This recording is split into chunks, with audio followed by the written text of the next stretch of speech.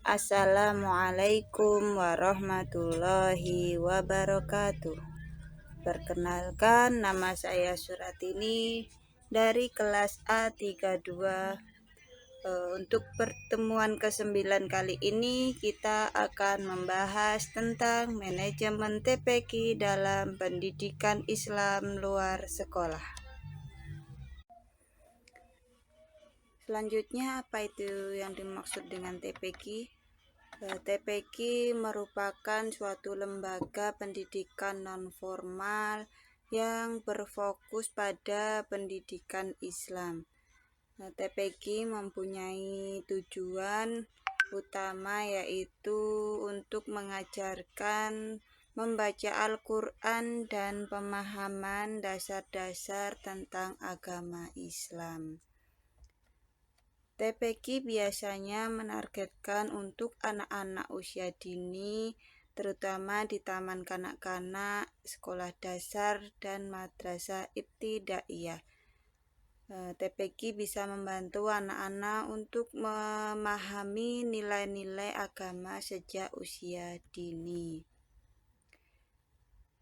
Kurikulum pada TPQ berfokus pada pengajaran membaca Al-Quran, yaitu mencakup pembelajaran dasar agama Islam seperti akhlak dan ibadah. TPQ juga mempunyai tujuan untuk membangun fondasi yang kuat dalam membaca Al-Quran, mengembangkan pertumbuhan dan perkembangan spiritual anak, dan juga untuk mempersiapkan anak untuk pendidikan Islam yang lebih tinggi. Di TPQ biasanya menggunakan metode pengajaran yang interaktif dan menyenangkan agar anak-anak mudah untuk memahami. Pendekatan dilakukan sesuai dengan usia dan kemampuan pada anak-anak. Manfaat di TPQ itu sangat banyak, antaranya di sini saya berikan 3, yaitu untuk memperkuat iman dan ketakwaan pada anak. Kedua, untuk meningkatkan pengetahuan agama sebagai bekal kehidupan, dan terakhir membangun karakter yang baik melalui nilai-nilai Islam. Jadi TPQ sangat berperan penting dalam pendidikan agama pada usia anak-anak untuk membantu generasi yang tidak hanya cerdas secara akademis, tetapi juga memiliki spiritualitas yang kuat. Jadi monggo jika di sekitaran wilayah ada TPQ, kita sebagai orang tua bisa untuk mendorong, memberi semangat pada anak-anak kita agar bisa ikut kegiatan belajar di TPQ. Selanjutnya, apa itu yang dimaksud dengan TPQ?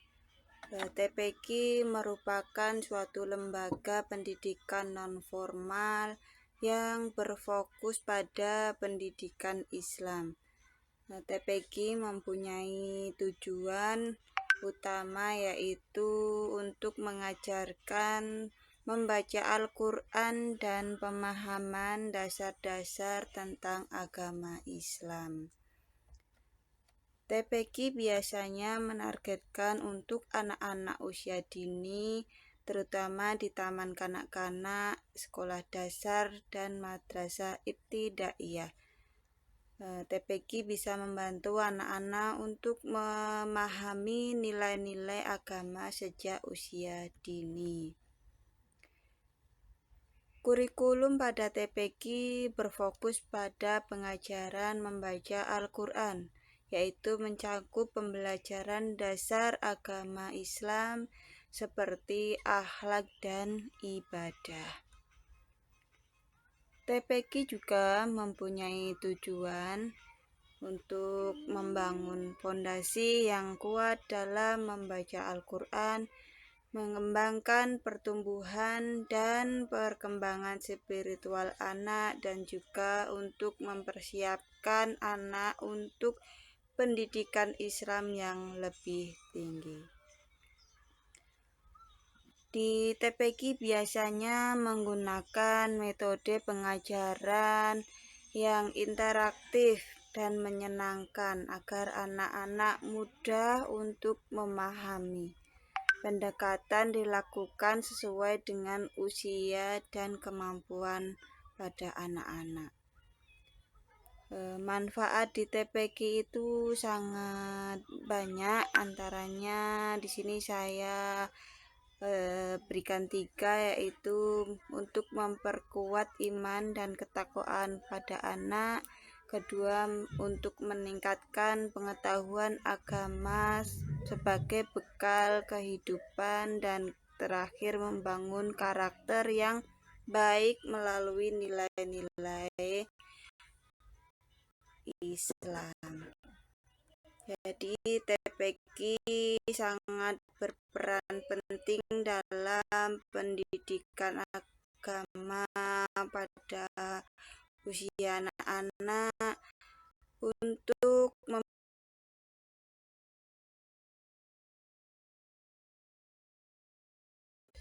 di dalam TPQ terdapat beberapa prinsip manajemen TPQ. Yang pertama, pembagian kerja yang seimbang. Jadi di dalam manajemen TPQ penting untuk membagi tugas secara merata agar setiap anggota dapat berkontribusi secara maksimal sesuai dengan kemampuan dan potensi masing-masing. Kedua, pemberian wewenang dan rasa tanggung jawab yang tegas dan jelas. Jadi setiap anggota harus memiliki wewenang yang jelas dalam menjalankan tugasnya, disertai dengan rasa tanggung jawab agar mereka dapat bekerja secara optimal. Ketiga, yaitu kesatuan perintah dan searah.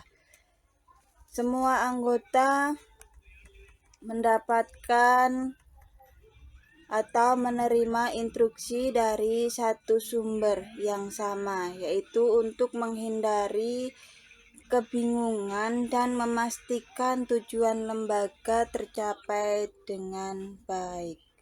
Keempat, mendahulukan kepentingan lembaga daripada kepentingan pribadi. Setiap individu atau anggota diharapkan lebih mengutamakan kepentingan lembaga terlebih dahulu daripada kepentingan pribadi untuk menciptakan harmoni dan fokus pada tujuan bersama. Kelima, adil. Setiap keputusan dan tindakan dalam manajemen harus berdasarkan prinsip keadilan, sehingga semua anggota merasa dihargai dan diperlakukan secara setara. Dan yang terakhir yaitu solidaritas. Membangun rasa kebersamaan dan dukungan antar anggota sangat penting, sebab untuk menciptakan lingkungan yang positif dan kolaboratif dalam mencapai tujuan TPQ. Dengan menerapkan prinsip-prinsip tersebut, diharapkan manajemen TPQ dapat berjalan dengan efektif dan lebih efisien. Lalu apa saja unsur-unsur dalam manajemen TPQ? Yang pertama, manusia. Unsur terpenting dalam manajemen TPQ adalah sumber daya manusia, yaitu sebagai pengajar, sebagai staf, dan sebagai siswa. Kualitas dan komitmen mereka menentukan keberhasilan proses pendidikan. Yang kedua, uang. Menjadi aspek finansial yang mencakup pendanaan operasional di dalam TPQ, seperti biaya pengajaran, biaya fasilitas, dan kegiatan. Manajemen keuangan yang baik penting untuk keberlanjutan TPQ. Yang ketiga yaitu bahan. Merujuk pada materi ajar dan sumber belajar yang digunakan dalam proses pendidikan, bahan yang berkualitas akan mendukung pembelajaran yang lebih efektif. Yang keempat yaitu mesin. Dalam konteks TPQ, ini bisa berarti perangkat teknologi yang digunakan. Contohnya seperti komputer atau alat audiovisual atau elektronik lainnya yang mendukung untuk proses pembelajaran. Yang kelima yaitu metode. Strategi dan teknik pengajaran yang digunakan oleh pengajar untuk menyampaikan materi kepada siswa. Metode yang bervariasi dapat meningkatkan minat dan pemahaman siswa. Yang terakhir yaitu pasar. Ini mengacu pada lingkungan eksternal, termasuk komunitas dan orang tua, yang berperan dalam mendukung dan mempromosikan TPQ. Hubungan yang baik dengan pasar dapat meningkatkan partisipasi dan dukungan. Setiap unsur saling berhubungan dan perlu dikelola dengan baik agar TPQ dapat berfungsi secara optimal dan dalam mendidik generasi muda.